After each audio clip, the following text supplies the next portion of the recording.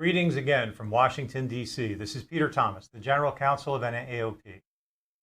Well, we're coming to the close of Kate Ketelhohn's Breece Fellowship for the summer of 2023, and we couldn't be happier with how Kate performed this summer.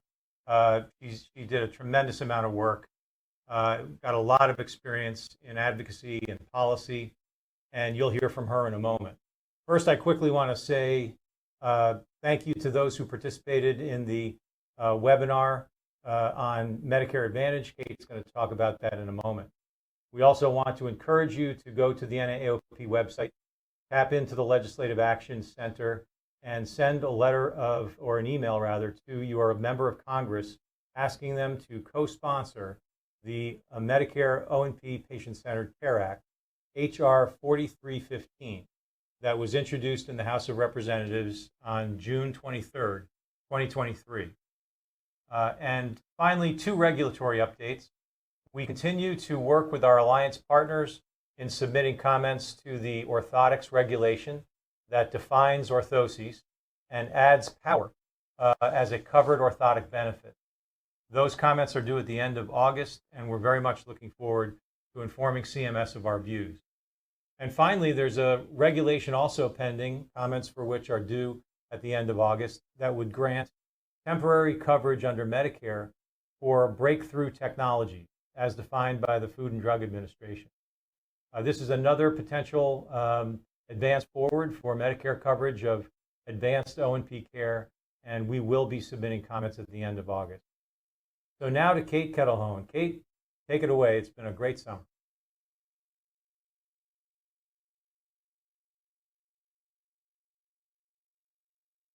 There's a lot I can say about my fellowship experience, but first I would like to thank you all for the support of the fellowship, and I'd like to thank NAAOP for giving me this incredible experience. Now, I could talk about my fellowship forever and all the amazing experiences I've had, but I'll distill it to 5 main points for you all today. The first major experience I had with my fellowship was researching the VA recent directive.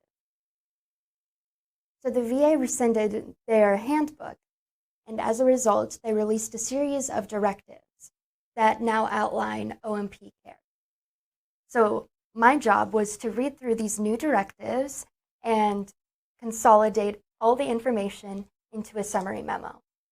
The memo that I wrote will soon be available to you. Another project I had was researching osseointegration.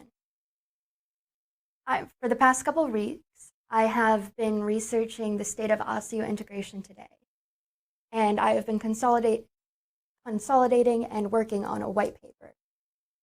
That white paper will soon be available to all of you as well.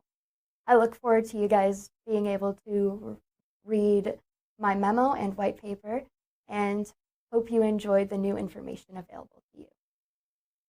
A third very important experience of my fellowship were the trips I was able to go on. I'd like to thank the friends in Florida and in Iowa for hosting me.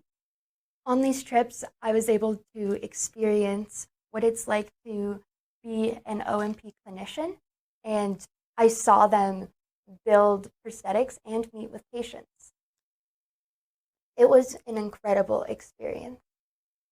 I really enjoyed seeing how universal problems are for the O&P community.